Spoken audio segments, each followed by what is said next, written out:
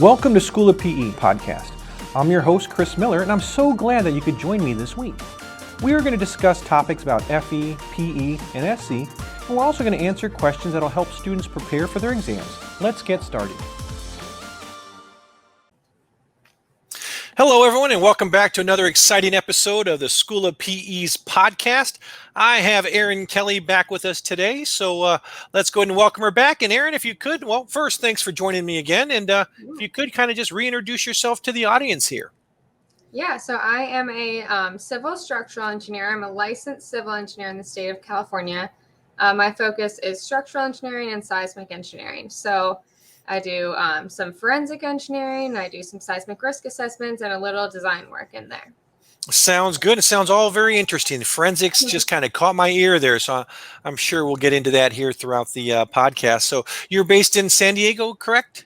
Yeah, exactly. All right. Chargers are having a little rough go here, and then your Padres had an early exit to the Major League season. That's unfortunate. Yeah. Yes. Have you been to any of the games? Did you get to any Charger games yet or not yet? I know they're out in LA, but they're up in LA, but we might go actually in like 2 weeks. I'm from Pittsburgh. They're playing the Steelers the Sunday before Thanksgiving. So yeah, if we can get some seats, then for a good price, we'll head to LA for the night. The Steelers just beat the Cleveland Browns the other day. Ugly game, but somebody had to win. So yeah, but good. That'd be kind of exciting if you can go up to there. I hear it's a beautiful stadium that the Chargers play in. Brand new. So yeah, well, good. You can crush the stadium by having the Steelers beat them right before Thanksgiving. Yeah. I went to a Steelers Chargers game in Pittsburgh actually in like 2018, and it was a really good game. So, well, the Steelers lost terribly. They were up by like 20, and then they blew it. So holy cow! It was fun to be there though. So yeah, it's always good. Steelers Chargers games are typically pretty interesting. Well, good. I had forgotten you're from the Midwest, but you're a transplant into San Diego. Not a bad place to end up, definitely. So today I think we're going to talk about the different paths to take in civil and more specifically the structural engineering industry. So what are some of the, I guess, all engineers have their own, quirks or nuances. So what are some of the common traits of structural engineers?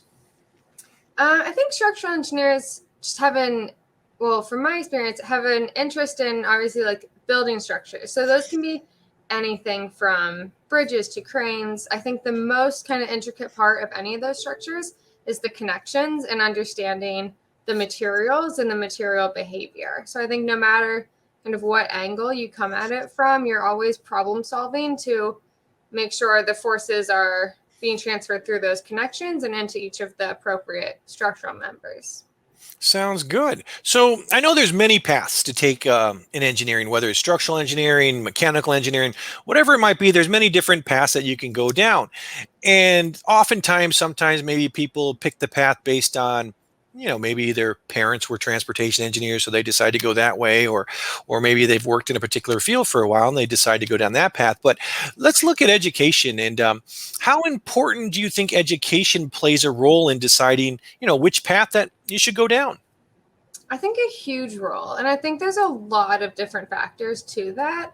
So I went to Johns Hopkins University for my undergrad, and I loved it. I had a really good experience, but there's a few things there that kind of shaped how my career went. So first is my advisor. My advisor was Dr. Schaefer, and he was just great. I had no idea what I wanted to do. My dad is a lawyer. My sister was getting an MBA. I was like, should I just do that? Like, should I just forget this whole engineering thing? And he was the one who first suggested forensics engineering to me, which is kind of... I guess forensics we typically associate with litigation support. Mm-hmm. So you support lawyers by kind of explaining what happened, and ultimately being like down the road when you're licensed, you could be an expert witness in like a law case. And that really appealed to me because I liked like the structure of law that I saw my dad doing. But I never wanted to be a design engineer, and I thought that was the only focus. So that from the bat is how education plays a role. Then there's also the curriculum at each different school. So I never had a class in transportation engineering at Johns Hopkins. I also never had a class in seismic engineering at Johns Hopkins. So I had a lot of other classes that were really great. My senior design professors actually were on the forensic side as well. So that was more kind of exposure to that side. So I think, yeah, education and where you go to school in particular has a big emphasis on kind of what you're exposed to. That makes sense. I appreciate you sharing some of that background.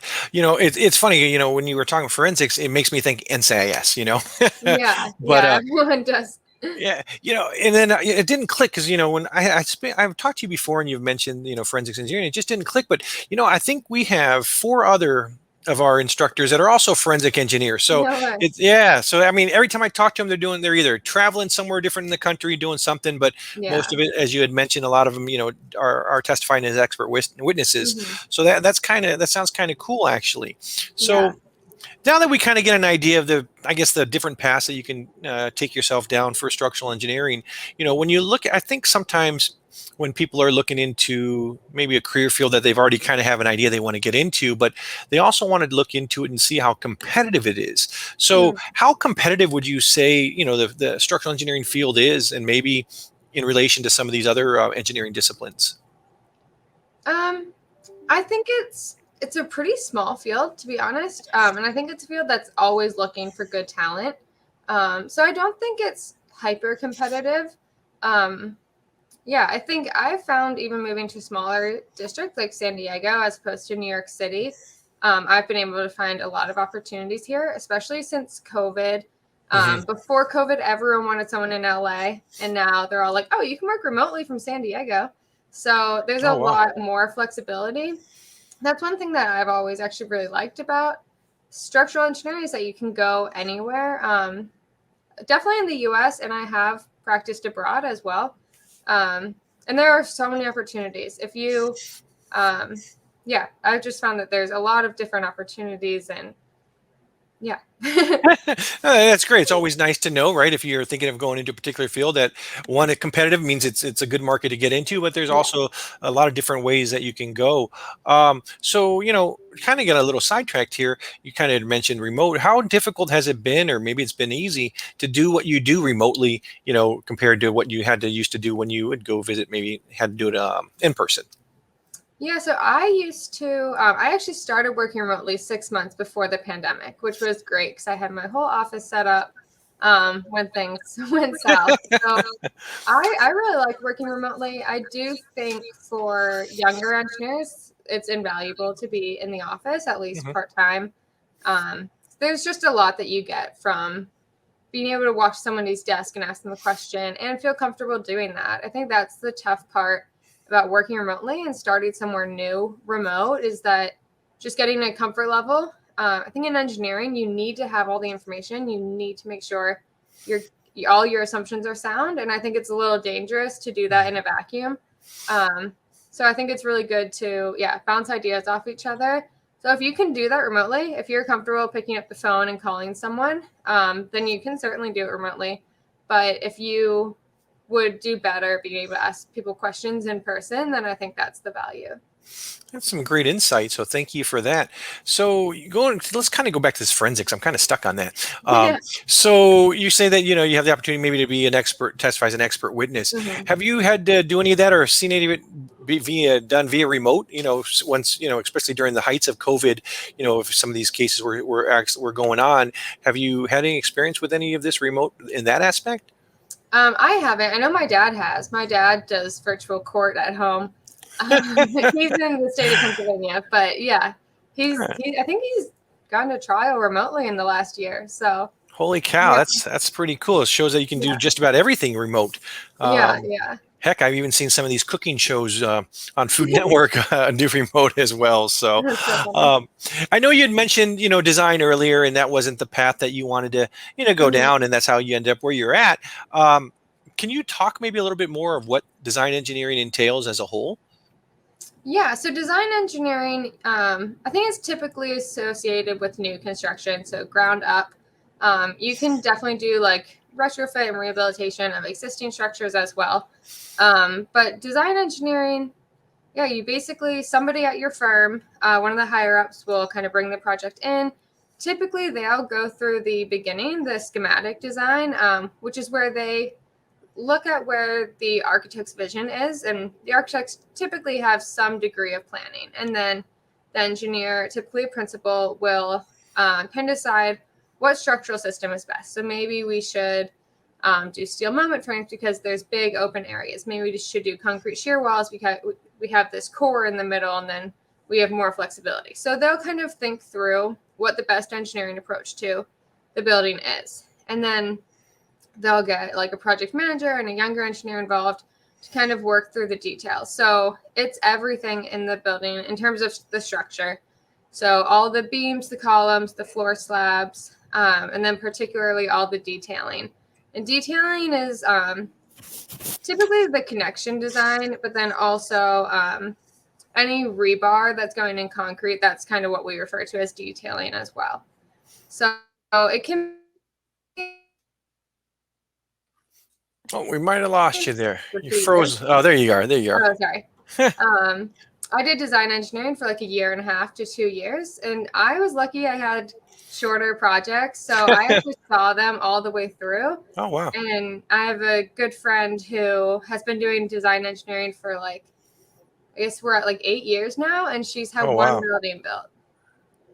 And the building was like 30 stories, and she worked on it for 5 years. I had a couple tilt-up concrete buildings. They were pretty interesting as far as tilt-up goes, but I had 2 of those, like from early design to fully constructed in the 2 years that I did it. So that was pretty awesome to see them, go up.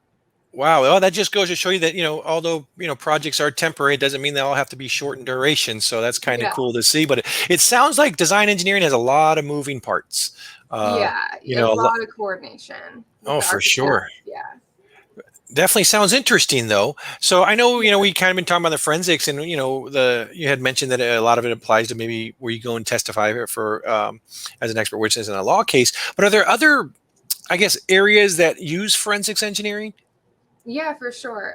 So the other really big one is insurance. So that's the other one that I worked heavily in. We called it at my first firm. We called it property loss consulting. So that's, you're trying to help an insurer determine how much of the structure has been damaged and needs to be repaired, replaced, etc. So those projects, at least at the firm I was working on, were huge. Like I worked on the World Trade Center site after Hurricane Sandy because a lot of salt water got in there, and so we needed to determine how much of the structure was damaged beyond repair, how much could be cleaned, and how it could be cleaned and how much that would cost. So there's a lot of that goes into there. I'm not a cost expert. I can just comment on the structural part. Mm-hmm. That's what I was doing in New Zealand. I was in New Zealand for about a year doing earthquake recovery work. So all those damaged buildings, we have to go in and look at all the structure, evaluate kind of what the damage is. Is it from the earthquake or is it pre-existing? Is it kind of like a maintenance and use damage, or is it the structure behaving after an earthquake? So you kind of look at the structure, evaluate it, and determine if it needs to be replaced or repaired. That's pretty cool. So we've seen from the insurance side. What about, like, let's say I come to you and say, hey, Erin, I'm looking to buy this 25-story building. Would I benefit from, having you come in there and take a look at the structure of the building? And if so, how? Yeah, so there's kind of 2 sides to that. One is I think every structure that's bought or sold needs to have due diligence performed in accordance with the lender's policy. So they can have different degrees of due diligence.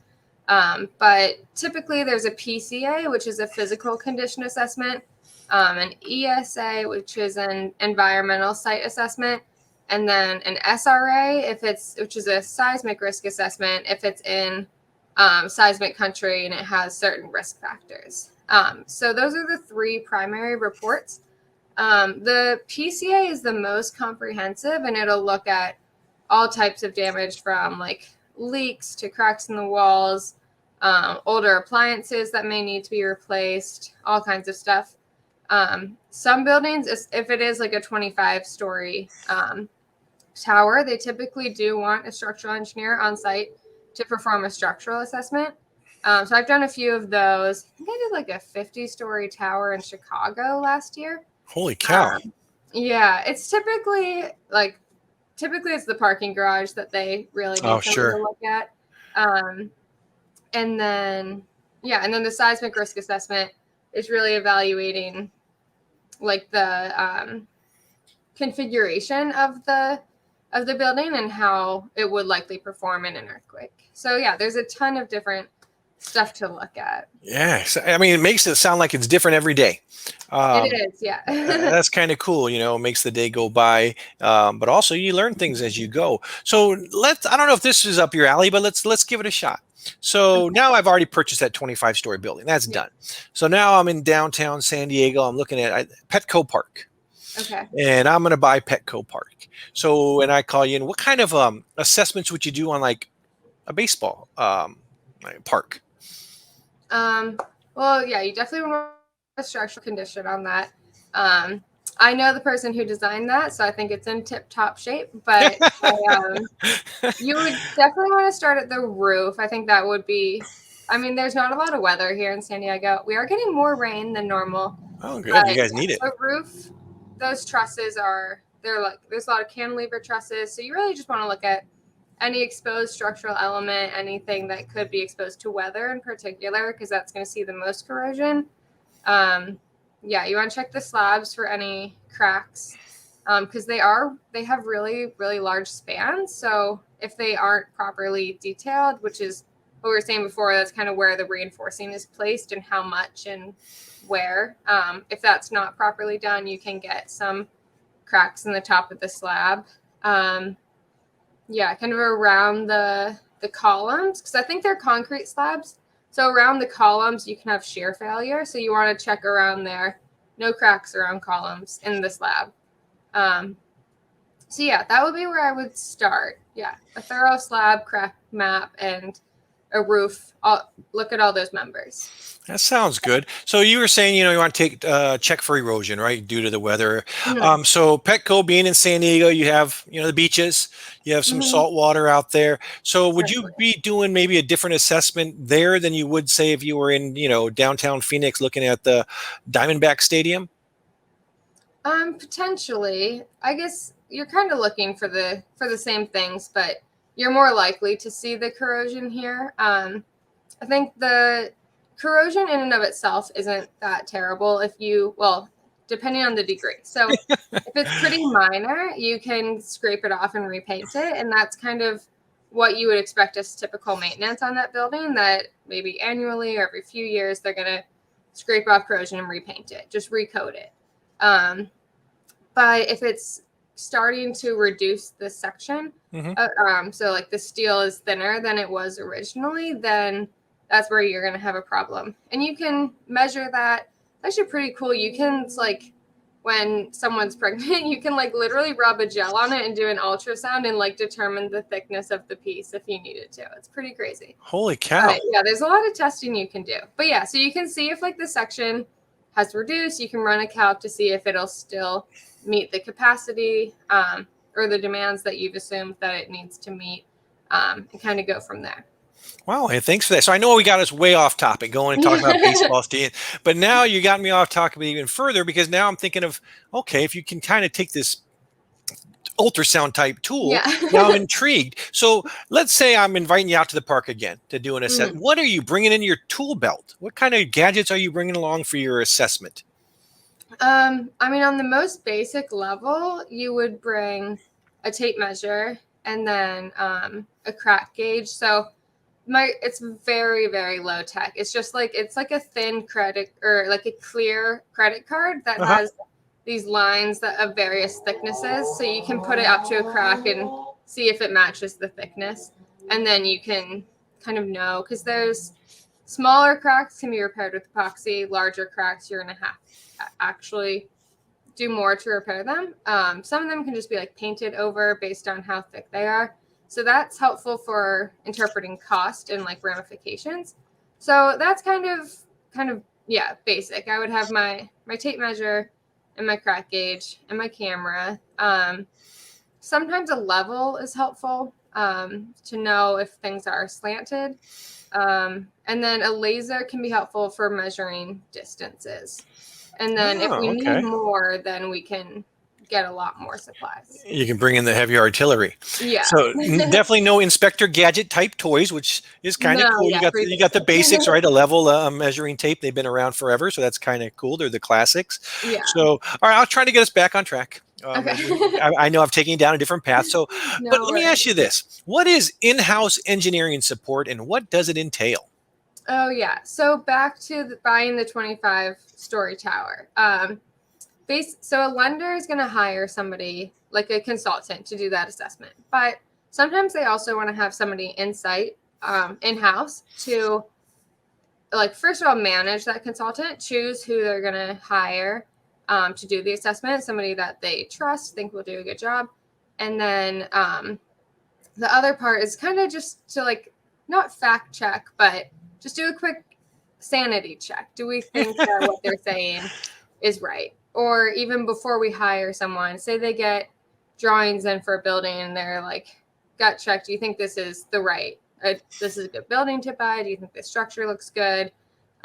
Stuff like that. So yeah, so there's a lot of, so lenders are like banks. I guess like real estate developers, they still need a lender, but they also are evaluating it from their perspective. Anyone who's really, doing an investment on a building wants to have somebody in-house too, so that they know somebody's on their side in this, and they can kind of make sure the consultants are telling them the right stuff.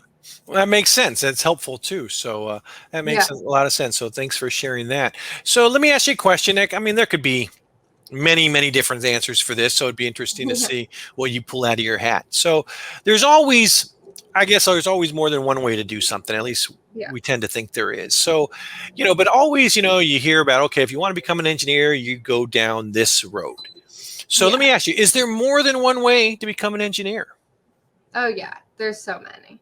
And I think that's really important for students to know. When I mentor some students at UCSD, and that's always, they don't know if they want to be a design engineer, so maybe they should just like throw it all away and do something else.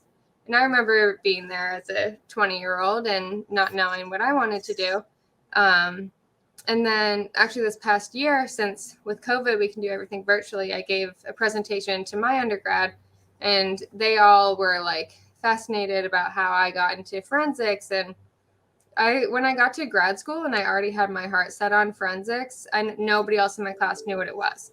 So I think it's really valuable for students to know that while it is really good, even if you want to do forensics, it's really good to put in a couple years in design at some point.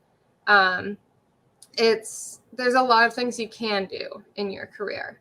And there's a lot of ways to figure that out too. Like there's a lot of engineers out there who are willing to talk to you. Every city has a structural engineering association chapter, pretty much, I've found. They're all over the country, and they're typically really active. They have a lot of presentations going on. Obviously, something like this podcast is a great way to learn, but there's a lot of resources, and it really just depends like what your skill sets are, what your strengths are, and stuff like that. It makes a lot of sense. And that's there's so many wonderful things about engineering as a whole, right? There's so many different, as I mentioned, there's so many different paths you can go down. Every day can be a different day for you, but also knowing that there's more than one path to get there is reassuring for those that maybe aren't sure right away, and they can find a different path to it. So that's pretty cool. You hear a lot about, people becoming, I guess, maybe a principal, maybe a principal engineer. Is that what everyone is striving to obtain? Is it something you have to do? Can you expand on that a little bit more? Yeah, I mean, if you just think about it, proportionality, not everyone is going to be a principal. There aren't enough spots at the top, but I don't think everyone also needs to or wants to. I think that can be a pressure a lot of times that people feel, especially in design engineering, when they see principals and they see associates and they think, I don't know if I even want to do that or if I can do that. And you don't have to. There's a lot of other paths to take that don't require, becoming the best design engineering expert in San Diego or whatever. I think, that's definitely not for everyone. And there's a lot of different paths you can take, even if you want to stay in design. There's nothing wrong with staying in design. You can become more of a mentor. You can become really good at training other people. You can deal with clients more. You can work on bringing in work. There's like a lot of different paths you can go down as opposed to like a purely technical path.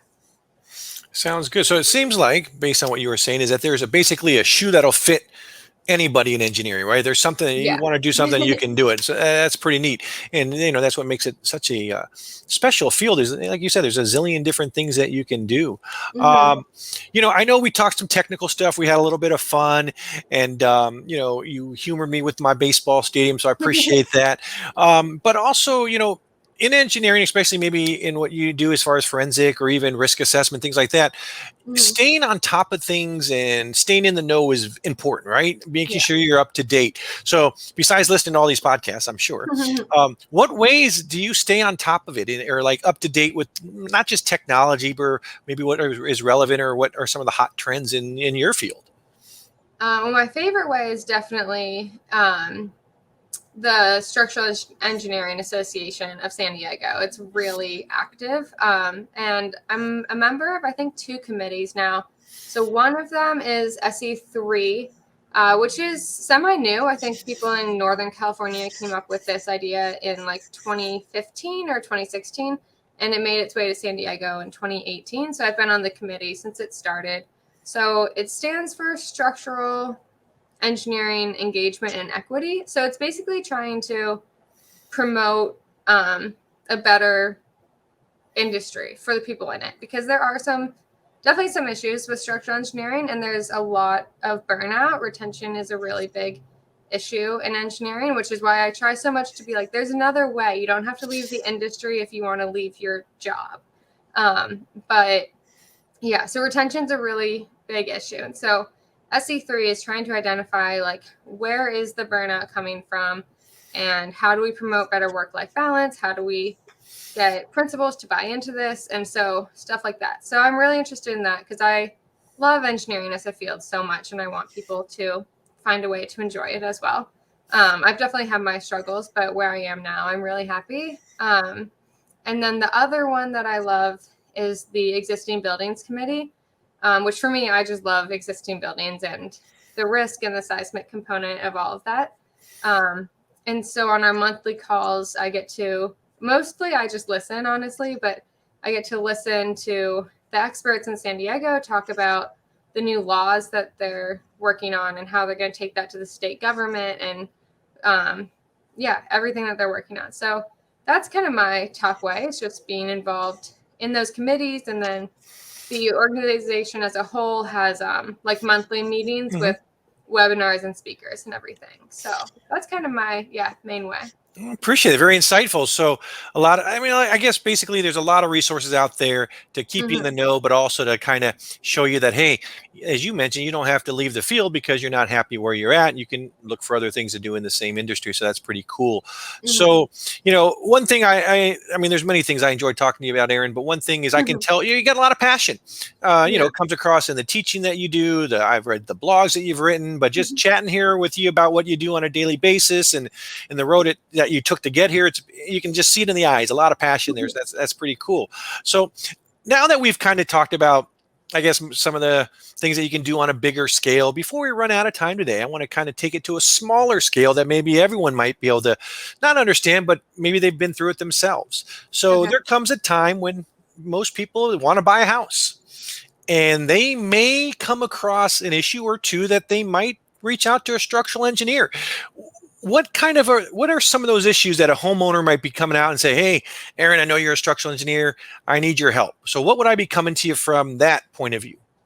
Yeah, I think typically there's kind of 2 main things that homeowners find. One is settlement damage. So you'll notice that around windows and doors. So diagonal cracks at the top of windows and doors.